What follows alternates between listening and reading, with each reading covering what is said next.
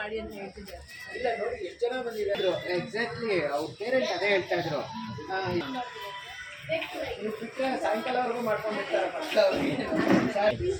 ಇಲ್ಲಿ ಇರೋ ಪ್ಲೇಸ್ ಇವಾಗ ಬಂದರು ಕ್ಲಾಸ್ ತಂದಿದ್ದೀರಾ? ಕಲರ್ಸ್ ಎಲ್ಲ ಇದೆಯಾ? ಕಲರ್ಸ್ ಖಾಲಿ ಎಷ್ಟು ಏಜ್?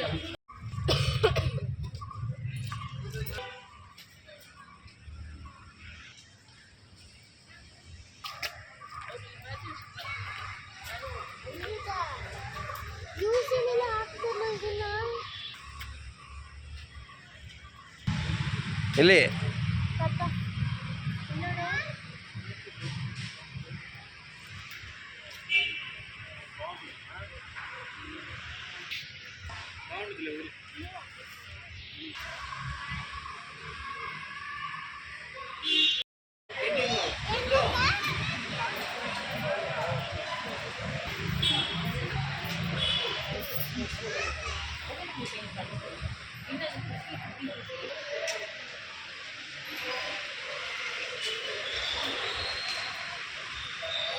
ಏನು ಸರ್ ವಿಡಿಯೋ ಎಲ್ಲ ಪರವಾಗಿಲ್ಲ.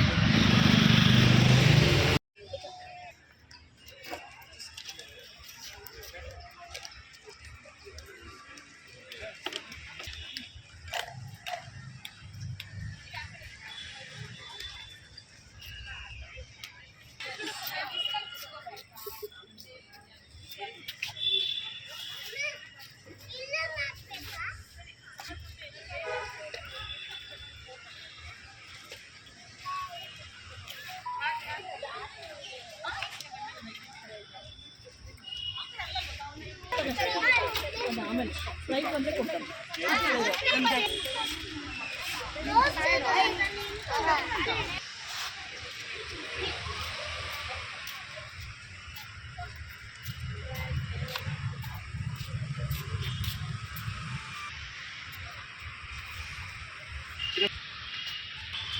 ಭಾಳ ಮುಂಚೆ ಈ ಕಡೆ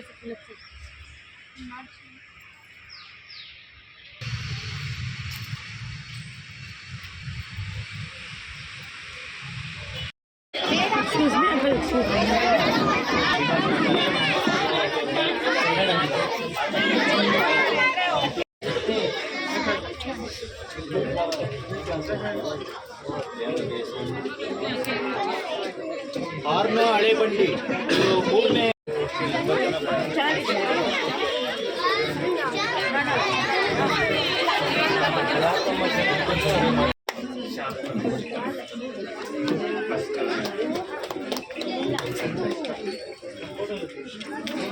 ಸರ್ ನಾವು ಕೊಡ್ತಾರಂಥದ್ದೆಲ್ಲ ಕನ್ನಡ ಪುಸ್ತಕ.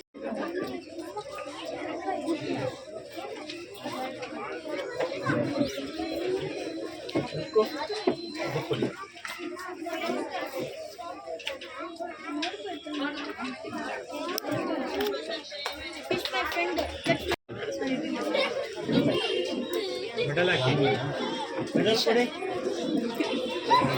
ನೋಡಿ.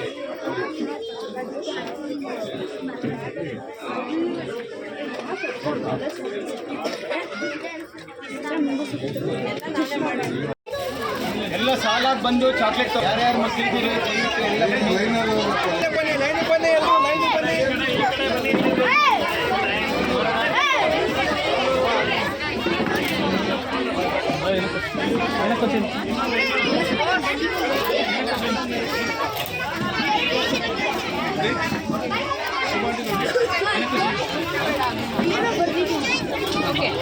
ಜೋರಾಗಿ ನಮ್ಮ ಟೀಮ್ ಏನಿದೆ ಕರ್ನಾಟಕ, ನಮ್ಮ ಕರ್ನಾಟಕ ಎಲ್ಲರಿಗೂ ತೋರಿಸಿದ್ದಾರೆ. ಚೆನ್ನಾಗಿ ಮಾಡಿ.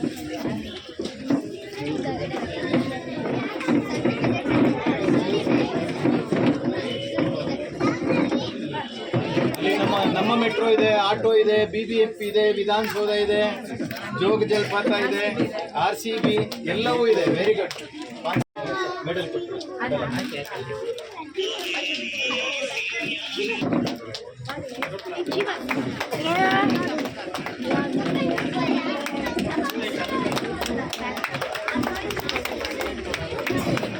ಸರ್ ಇಲ್ಲ ಸರ್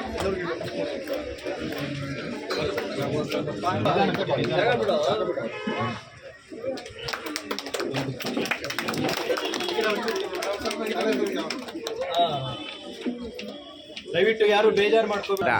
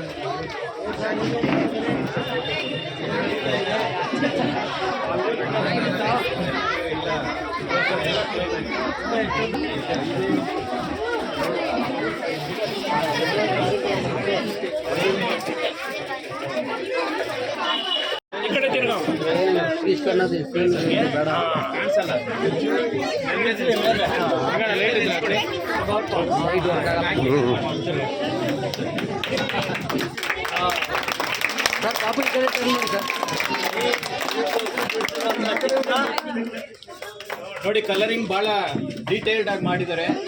ಸಣ್ಣ ಮಕ್ಕಳು ಮಾಡ್ತಾರೆ, ತಪ್ಪು ಮಾಡ್ತಾರೆ, ಆದಷ್ಟು ಕಡಿಮೆ ತಪ್ಪುಗಳನ್ನ ಇದು ಮಾಡ್ತಾರೆ. Third prize, second prize. Sorry sir.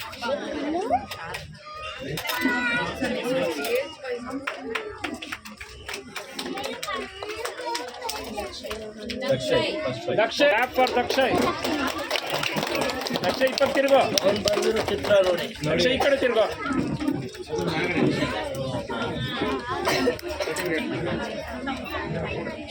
ಸರಿ ನೋಡಿ ಸರ್. ಪ್ರೋತ್ಸಾಹ ಕೊಟ್ಟರು. ಇನ್ನು ಚೆನ್ನಾಗಿ ದೊಡ್ಡ ಮಟ್ಟದಲ್ಲಿ ಮಾಡೋಣ ಅಂತ ಹೇಳಿ ನಾವೊಂದು ಕಾರ್ಯಕ್ರಮ ಮಾಡಬೇಕು. ಆದರೆ ಎಲ್ಲ ಮಕ್ಕಳಿಗೂ ಅವಕಾಶ ಸಿಗಬೇಕು ಅಂದಾಗ ಈ ಥರ ಪಾರ್ಕ್ಗಳಲ್ಲಿ ಮಾಡಿದ್ರೆ ಎಲ್ಲರಿಗೂ ರೀಚ್ ಆಗುತ್ತೆ ಅನ್ನೋ ಒಂದು ಉದ್ದೇಶದಿಂದ ಈ ಕಾರ್ಯಕ್ರಮನ ನಾವು ಆರ್ಗನೈಸ್ ಮಾಡಿದ್ವಿ. ಮೊದಲನೇದಾಗಿ ತಿಮ್ಮೇಗೌಡ ಸರ್ಗೆ ಈ ಕಾರ್ಯಕ್ರಮಕ್ಕೆ ಬಂದಿದ್ದಕ್ಕೋಸ್ಕರ ಅವ್ರಿಗೆ ಸ್ವಾಗತ ಕೋರ್ತೀನಿ ನಿಮ್ಮೆಲ್ಲರ ಪರವಾಗಿ. ಹಾಗೆ ನಮ್ಮ ಶ್ರೀಕಂಠೇಶ್ವರ ಉದ್ಯಾನವನ ವಾಯುವಿಹಾರಿಗಳ ಸಂಘ ಶಿವರಾಮೇಗೌಡರು ಅವರು ಕಾರಣಾಂತರದಿಂದ ಬಂದಿಲ್ಲ, ಬಟ್ ಅವರು ಕೂಡ ಈ ಜಾಗ ನಮಗೆ ಬಿಟ್ಕೊಟ್ಟು ಈ ಒಂದು ಕಾರ್ಯಕ್ರಮ ಮಾಡೋದಕ್ಕೆ ನಮಗೆ ಸಹಾಯ ಮಾಡಿದ್ದಾರೆ. ಅವ್ರಿಗೂ ಕೂಡ ಸ್ವಾಗತ ಕೋರ್ತೀನಿ. ಮತ್ತು ಅದೇ ರೀತಿ ನಮ್ಮ ಸಂಜನಾ ಅವರು ಆರ್ಟ್ ಕ್ರಿಯೇಷನ್ನ ಸಂಸ್ಥಾಪಕರು. ಇವರು ಚಿಕ್ಕ ವಯಸ್ಸಾದರೂ ಒಂದು ಕೀರ್ತಿ ದೊಡ್ಡದು, ಮೂರ್ತಿ ಚಿಕ್ಕದು. ಇವರು ಡಿಪ್ಲೊಮಾ ಮಾಡಿದ್ದಾರೆ ಆರ್ಟ್ ಇದರಲ್ಲಿ. ಸೊ ಅವ್ರನ್ನೇ ಜಡ್ಜ್ ಆಗಿ ಕರೆದಿರೋದ್ರಿಂದ ನಿಮ್ಮ ಥರನೇ ಮಕ್ಳ ಥರ ಅವರು ಎಲ್ಲರಿಗೂ ಜೊತೆ ಸೇರಿಕೊಂಡು ಆರ್ಟ್ ಮಾಡ್ತಾ ಇದ್ದಾರೆ. ಸೊ ಹಾಗಾಗಿ ಅವ್ರಿಗೂ ಕೂಡ ಈ ಕಾರ್ಯಕ್ರಮಕ್ಕೆ ಸ್ವಾಗತ ಕೊಡ್ತೀನಿ. ಹಾಗೆ ಅಭಿಮಾನಿ ಬಳಗದಿಂದ ತುಂಬ ಜನ ನಮ್ಮ ತಿಮ್ಮೇಗೌಡರ ಅಭಿಮಾನಿ ಬಳಗದ ಸಾಕಷ್ಟು ಕುಮಾರ್ ಅವರು ಎಲ್ಲರೂ ಬಂದಿದ್ದಾರೆ. ಸೊ ಅವ್ರಿಗೂ ಕೂಡ ಸ್ವಾಗತ ಕೊಡ್ತೀನಿ. ಮತ್ತು ಕೊನೆಯದಾಗಿ ನಿಮ್ಮೆಲ್ಲರಿಗೂ ನಾನು ಸ್ವಾಗತವನ್ನು ಕೋರ್ತಾ ಇದ್ದೀನಿ. ಸೊ ಈ ಕಾರ್ಯಕ್ರಮನ ಇಷ್ಟು ಚೆನ್ನಾಗಿ ಮಾಡಿಕೊಟ್ಟಿದ್ದಕ್ಕೆ ಸರ್ ಒಂದೆರಡು ಮಾತು ಹೇಳಬೇಕು ನಿಮಗೆ ಎಲ್ಲರಿಗೂ ಅಂತ. ನಮ್ಮ ಬಡಾವಣೆಯ ಬಂಧುಗಳೇ, ಇವತ್ತೇನು ನಮ್ಮ ಒಂದು ಸಂಸ್ಥೆಯಿಂದ ಈ ಒಂದು ಚಿತ್ರಕಲಾ ಸ್ಪರ್ಧೆಯನ್ನೇನು ಏರ್ಪಡಿಸಿದ್ದಾರೆ, ಇದು ಉದ್ದೇಶ ಏನಿಲ್ಲ ಬೇರೆ. ಮಕ್ಕಳಿಗೆ ಇವತ್ತೇನಾಗ್ಬಿಟ್ಟಿದೆ, ಯಾರು ತಂದೆ ತಾಯಿಗಳು ದಯವಿಟ್ಟು ಅಪಾರ್ಥ ತಿಳ್ಕೊಬೇಡಿ. ನಾವೇನಿದ್ರು ಮಕ್ಕಳುಗಳಿಗೆ ಪುಸ್ತಕ ಕೊಟ್ಟು ಬೆಳಗ್ಗೆಯಿಂದ ಸಾಯಂಕಾಲದವರೆಗೂ ಮನೆಯಲ್ಲಿ ಸ್ಕೂಲಿಂದ ಬರ್ತಾ ಇದ್ದಂಗೆ ನೀನು ಹೋಮ್ವರ್ಕ್ ಮಾಡು, ನೀನು ಆ ಪಾಠ ಓದು, ಈ ಪಾಠ ಓದು ಅಂತ ಏನು ಹೇಳ್ಕೊಡ್ತಾ ಇರ್ತೀರಾ, ಅದ್ರ ಜೊತೆಗೆ ಅವ್ರಿಗೆ ಸ್ಪೋರ್ಟ್ಸ್ ಇರ್ಬೋದು, ಈ ಥರ ಚಿತ್ರಕಲೆ ಇರ್ಬೋದು, ಮತ್ತು ಹಾಡುಗಾರಿಕೆ ಇರ್ಬೋದು, ನೃತ್ಯ ಇರ್ಬೋದು, ವಾರದಲ್ಲಿ 1-2 ದಿವಸ ಎಲ್ಲ ಆ್ಯಕ್ಟಿವಿಟೀಸ್ಗೂ ಮಕ್ಕಳನ್ನ ಕಳಿಸಿದ್ರೆ ತುಂಬ ಒಳ್ಳೆಯದಾಗುತ್ತೆ. ಅವ್ರಿಗೆ ಮೈಂಡು ಎಕ್ಸ್ಪೋಜರ್ ಆಗುತ್ತೆ. ಯಾಕೆಂದರೆ ಇವತ್ತು ನಾವು ನೋಡ್ತೀವಿ, ಒಬ್ಬರು 95% ತೆಗೆದ್ರೆ ನಾನು 96 ತೆಗಿಬೇಕು, 97 ತೆಗಿಬೇಕು. ಇವತ್ತು ಕಾಂಪಿಟೇಷನ್ ಯಾವ ಲೆವೆಲ್ಗೆ ಬಂದಿದೆ ಅಂದರೆ 100 ತೆಗೆದ್ರೂ ತಂದೆ ತಾಯಿಗಳಿಗೆ ಸ್ಯಾಟಿಸ್ಫ್ಯಾಕ್ಷನ್ ಇರಲ್ಲ. ಮಕ್ಕಳು ನೀನು ಚೆನ್ನಾಗಿ ಓದಬೇಕು, ಬೇರೆಯವ್ರು ಇನ್ನೂ ಚೆನ್ನಾಗಿ ಓದ್ತಾ ಇದ್ದಾರೆ ಅಂತ. ಬಟ್ ಮಕ್ಕಳಿಗೆ ಓದಿಸೋದು ಒಂದು ಒಳ್ಳೆಯದೇನೆ ಅದು. ಬಟ್ ಅದ್ರ ಜೊತೆಗೆ ಕ್ರೀಡೆಗಳಲ್ಲಿ ಭಾಗವಹಿಸೋದಿರ್ಬೋದು, ಈ ಥರ ಚಿತ್ರಕಲಾ ಸ್ಪರ್ಧೆಯಲ್ಲಿ ಭಾಗವಹಿಸೋದಿರ್ಬೋದು, ಮತ್ತೆ ಹಾಡುಗಾರಿಕೆ, ನೃತ್ಯ ಇವೆಲ್ಲನೂ ಮಕ್ಕಳಿಗೆ ಬೇಕಾಗತ್ತೆ. ಈ ಥರ ಒಂದು 16 ಜನ ಮಕ್ಕಳುಗಳು ಒಟ್ಟಿಗೆ ಸೇರಿದಾಗ ಅವ್ರಿಗೂ ಒಂಥರ ಖುಷಿ ಇರುತ್ತೆ. ನಾವು ಎಲ್ಲ ಮಕ್ಕಳ ಜೊತೆ ಆಟ ಆಡ್ತೀವಿ ಅಂತ. ಅದೇ ಶಾಲೆಗೆ ಹೋದಾಗ ಅವ್ರ ಪಾಡ್ಗೆ ಅವ್ರು ಕೂತ್ಕೋತಾರೆ, ಪಾಠ ಓದ್ತಾರೆ, ಮನೆಗೆ ಬರ್ತಾರೆ, ಹೋಮ್ವರ್ಕ್ ಮಾಡ್ತಾರೆ. ಈ ಥರ ಆಟ ಆಡೋದಕ್ಕೆ ಅವಕಾಶಗಳು ಸಿಗಲ್ಲ. ಅದರಿಂದ ನಮ್ಮ ಉದ್ದೇಶ ಏನಂದರೆ ಎಲ್ಲ ಮಕ್ಕಳುಗಳು ಒಟ್ಟಿಗೆ ಕಲಿತು ಅವರವರ ಭಾವನೆಗಳನ್ನ ಹಂಚ್ಕೊಂಡು ಆಟ ಆಡಿಕೊಂಡು ಈ ಥರ ಒಂದು ಚಿತ್ರಗಳನ್ನ ಬಿಡಿಸುವಂಥದ್ದು, ಮತ್ತು ನಾಟಕ ಮಾಡೋದಿರ್ಬೋದು, ನೃತ್ಯ ಇರ್ಬೋದು. ಮುಂದಿನ ದಿನಗಳಲ್ಲಿ ಎಲ್ಲ ಥರ ಕಾರ್ಯಕ್ರಮಗಳು ನಮ್ಮ ಸಂಸ್ಥೆಯಿಂದ ಮಕ್ಕಳಿಗೋಸ್ಕರ ಮಾಡಬೇಕು ಅಂತ ನಾವು ಉದ್ದೇಶ ಇಟ್ಕೊಂಡಿದ್ದೀವಿ. ಇವತ್ತು ಏನು ಈ ಭಾಗದಲ್ಲಿ ತಾವೆಲ್ಲ ನಮ್ಮ ಮಕ್ಕಳನ್ನ ಕರ್ಕೊಂಡ್ಬಂದು ಈ ಕಾರ್ಯಕ್ರಮಕ್ಕೆ ಭಾಗವಹಿಸಿದ್ರ ನಮಗೆಲ್ಲ ಅಭಿನಂದನೆಗಳು ತಿಳಿಸುತ್ತಾ ಮುಂದಿನ ದಿನಗಳಲ್ಲೂ ಇನ್ನೂ ಹೆಚ್ಚಿನ ರೀತಿ ನಾವು ಈ ಥರ ಕಾರ್ಯಕ್ರಮಗಳು ಮಾಡ್ತೀವಿ. ಮಕ್ಕಳಿಗೆ ತಾವೆಲ್ಲ ರೀತಿಯಲ್ಲೂ ಪ್ರೋತ್ಸಾಹ ಕೊಟ್ಟು ಅವ್ರನ್ನ ಬೆಳೆಸಿ ಈ ಒಂದು ಭಾರತ ದೇಶದ ಉತ್ತಮ ಪ್ರಜೆಗಳನ್ನಾಗಿ ಮಾಡಬೇಕು. ಮಕ್ಕಳಿಗೆ ಯಾವಾಗಲೂ ಆದಷ್ಟು ದಯವಿಟ್ಟು ಈ ಮೊಬೈಲ್ ಕೊಡೋದಾಗಲಿ, ಈ ಐಪ್ಯಾಡ್ ಕೊಡೋದಾಗಲಿ ಅದನ್ನು ಆದಷ್ಟು ಕಡಿಮೆ ಮಾಡಿ ಓದ್ಸೋದ್ರ ಜೊತೆಗೆ ಇದರ ಆಟ ಪಾಠ, ಹಾಡುಗಾರಿಕೆ ಈ ಥರದ್ದೆಲ್ಲ ಮಾಡಿಸ್ಕೊಂಡು ಮಕ್ಕಳೆಲ್ಲ ಬುದ್ಧಿವಂತರಾಗಿ ಬೆಳೀಲಿ. ಮುಂದಿನ ದಿನಗಳಲ್ಲಿ ಇವರೆಲ್ಲ ಭಾರತದ ಒಂದು ಸತ್ ಪ್ರಜೆಗಳಾಗಲಿ ಅಂತ ನಾನು ಆಶಿಸ್ತೀನಿ. ಮತ್ತೊಮ್ಮೆ ತಮ್ಮೆಲ್ಲರಿಗೂ ಅಭಿನಂದನೆ. ಏನು ನಮ್ಮ ಈ ಒಂದು ತಿಮ್ಮಯ್ಯ ಚಾರಿಟಬಲ್ ಟ್ರಸ್ಟ್ ವತಿಯಿಂದ ಮಕ್ಕಳಿಗೋಸ್ಕರ ಏನು ಚಿತ್ರಕಲಾ ಸ್ಪರ್ಧೆಯನ್ನು ಏರ್ಪಡಿಸಿದ್ದು ಕನ್ನಡ ರಾಜ್ಯೋತ್ಸವದ ಅಂಗವಾಗಿ ಈ ಒಂದು ದಿವಸ ಸುಮಾರು 80ರಿಂದ 100 ಮಕ್ಕಳು ಈ ಒಂದು ಚೆನ್ನಮ್ಮನ ಕೆರೆ ಅಚ್ಚುಕಟ್ಟು ಉದ್ಯಾನವನದಲ್ಲಿ ಈ ಒಂದು ಕಾರ್ಯಕ್ರಮಕ್ಕೆ ಭಾಗವಹಿಸಿದ್ದಾರೆ. ಅಲ್ಲಿ ನಮ್ಮ ರಾಜ್ಯದ ಮತ್ತು ದೇಶದ ಮತ್ತು ಕನ್ನಡದ ಬಗ್ಗೆ, ನಾಡಿನ ಬಗ್ಗೆ, ಕವಿಗಳ ಬಗ್ಗೆ ಮತ್ತು ದೇವರುಗಳ ಬಗ್ಗೆ, ರಾಜರುಗಳ ಬಗ್ಗೆ ಏನು ಇತಿಹಾಸವನ್ನು ಕೆದಕಿ ಚಿತ್ರಗಳನ್ನು ಬಿಡಿಸಿದ್ದಾರೆ ಮಕ್ಕಳುಗಳು.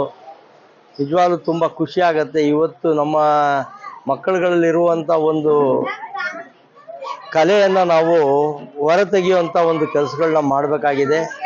ಅಂಥ ಒಂದು ಕಾರ್ಯಕ್ರಮನ ನಾವು ಇವತ್ತು ಈ ಒಂದು ಭಾಗದಲ್ಲಿ ಮಾಡಿದ್ದೀವಿ. ಇವತ್ತು ಭಾಗವಹಿಸಿರುವಂಥ ಎಲ್ಲ ಮಕ್ಕಳಿಗೂ ಮತ್ತು ಅವರ ತಂದೆ ತಾಯಿಗಳಿಗೂ ನಾನು ಅಭಿನಂದನೆಗಳು ತಿಳಿಸ್ತೇನೆ.